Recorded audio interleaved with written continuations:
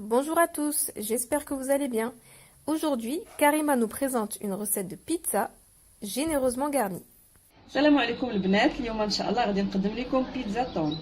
بالنسبه للمقادير كنحتاجو زلافه ونص ديال الفورس، معلقه كبيره ديال الخميره عاديه، معلقه كبيره ديال الزبده، نص معلقه صغيره ديال الملحه، 4 معلقه صغير ديال الزعتر، وربع كاس ديال زيت العود، زيت البلديه. على بركه الله نبداو. تنديروا الخميره، الزبده معلقه كبيره اللي قلنا، ونص معلقه ديال الملحه، وشويه ديال الزعتر راس معلقه صغير. كنخلطوا المقادير كامله مع الفورس بحال كنبسبسوهم هكا.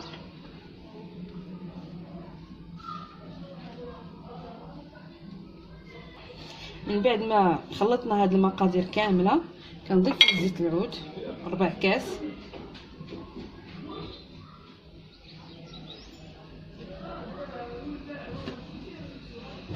من بعد ما خلطنا هاد المكونات كامله غادي نبداو نزيدو الماء ونعجنو، وحنا كنعجنو العجين ديالنا حتى كتجمع. الماء يكون بارد ماشي سخون.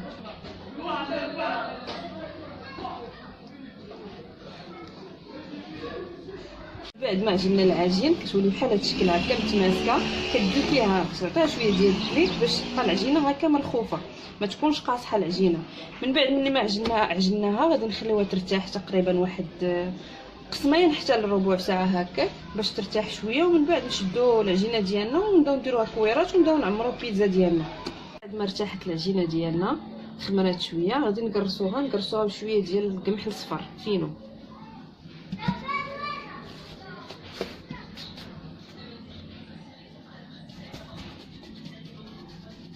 تقرصيها تكون رقيقه شويه باش ما تجيش البيتزا ديالنا غليظه.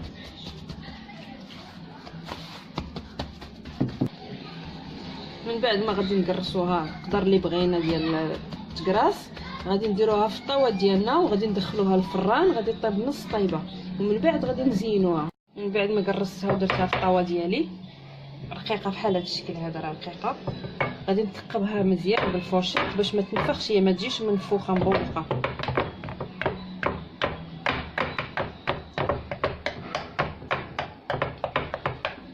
من بعد ما تقبل مزيان غندخلها طيب نص طيبه في الفران.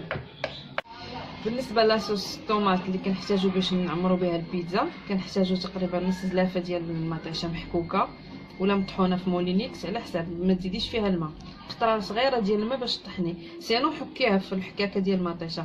نص زلافه صغيره، عندنا تقريبا معلقه كبيره ديال الربيع، 2 معالق حتى 3 ديال مطيشه ديال الحك، معلقه صغيره ديال الملحه مع مراش، نص معلقه صغيره ديال خرقوم بلدي كنقولوا ليه خرقوم معلق، نص معلقه صغيره ديال البزار، تقريبا 3 المعالق ديال الزيت الروميه.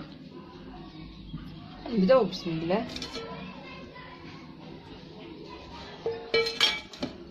نديرو مطيشه هي الاولى،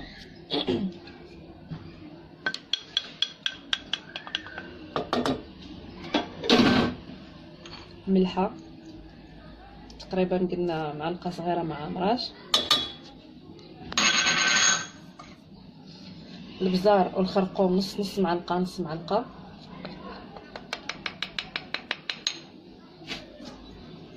نضيفو الربيع،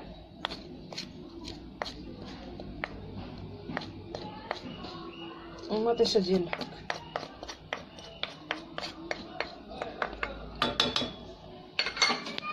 اخيرا الزيت تقريبا 3 المعالق ديال الزيت، ونديروها فوق البوطه حتى طيب لاصوص ديالنا مزيان.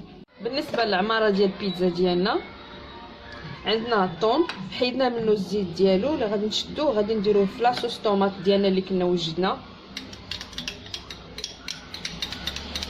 باش غادي يجري علينا شويه ونعمرو بها البيتزا باش تجينا كافيه العماره. عندنا بصيله وحده شديتها شحرتها مع شويه ديال الزيت، كاشير محكوك، ما بغيتي ديريه ما بغيتيش ديريه يعني ماشي ضروري، المهم غير باش تجيك عامره.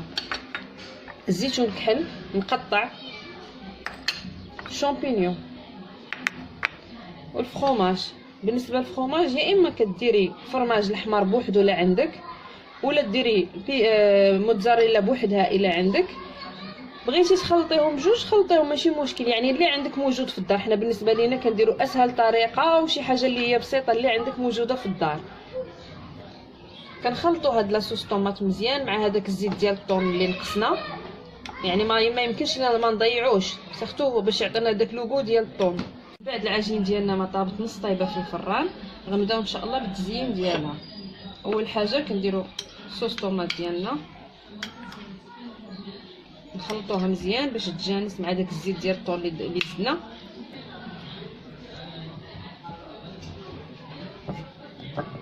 من بعد ما دهنا البيتزا ديالنا العجين ديالنا بلاصوص ديال الطوماط، نديرو بصله مشلضه اللي كنا شحرناها شويه مع شويه الزيت.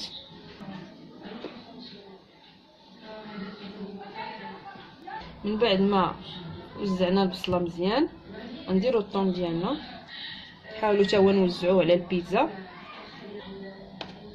من بعد ما درت الطون ديالي غندير الشامبينيون حتى هو،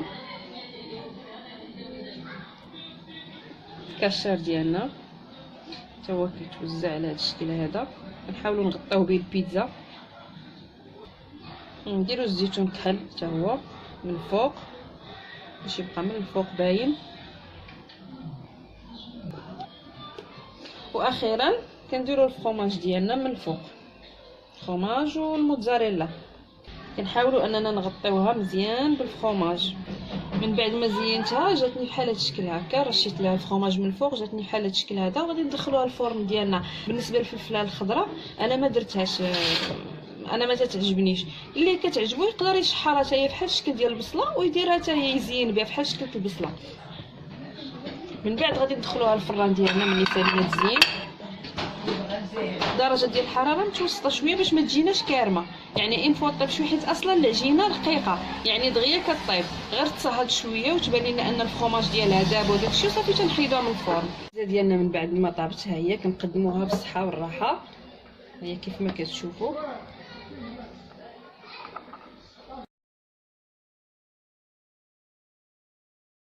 Pour les ingrédients de la pizza, il nous faut un bol et demi de farine, une cuillère à soupe de levure de boulanger, une cuillère à soupe de beurre, une demi-cuillère à café de sel, une demi-cuillère à café rasée d'origan et le quart d'un verre d'huile. On va commencer par ajouter la levure de boulanger, le beurre, le sel et l'origan à la farine. On va travailler ces ingrédients entre eux dans un premier temps. Puis, on va y ajouter l'huile. On travaille de nouveau l'huile avec la farine. Enfin, on va ajouter de l'eau pour obtenir une pâte homogène.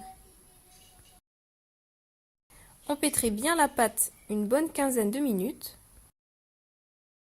Une fois bien travaillée, elle doit avoir une texture bien souple et légèrement collante.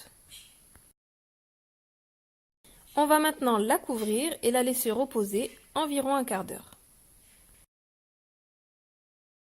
Une fois reposée, on va étaler la boule de pâte avec de la semoule fine. On place la pâte une fois étalée dans notre plat. Et on va venir entièrement l'appliquer à l'aide d'une fourchette. On enfourne ensuite la pâte pour une pré-cuisson pendant environ 5 minutes. Pendant ce temps, on va préparer notre sauce tomate. Pour celle-ci, on a besoin d'un demi-bol de purée de tomates, une cuillère à soupe d'herbes aromatiques, 2 à 3 cuillères à soupe de tomates concentrées, une cuillère à café rasée de sel, une demi-cuillère à café de curcuma, une demi-cuillère à café de poivre et 3 cuillères à soupe d'huile de tournesol. Dans une casserole, on commence par verser la purée de tomates, on y ajoute le sel,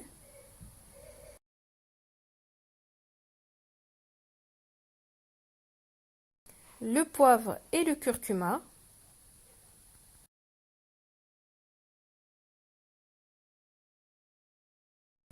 puis les herbes aromatiques et le concentré de tomate. On finit par ajouter l'huile et on fait cuire cette sauce pendant environ 10 minutes à feu moyen. Pour ce qui est de la garniture de la pizza, on a besoin d'une boîte de thon à l'huile.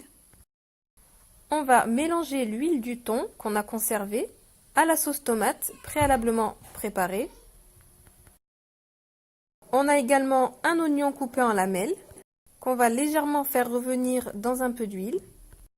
On a un peu de saucisse de volaille râpée, des olives noires coupées en rondelles, des champignons émincés et du fromage râpé de votre choix.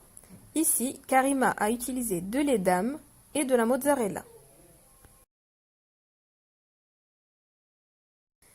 Il ne nous reste plus qu'à garnir notre pizza avec tous ces ingrédients.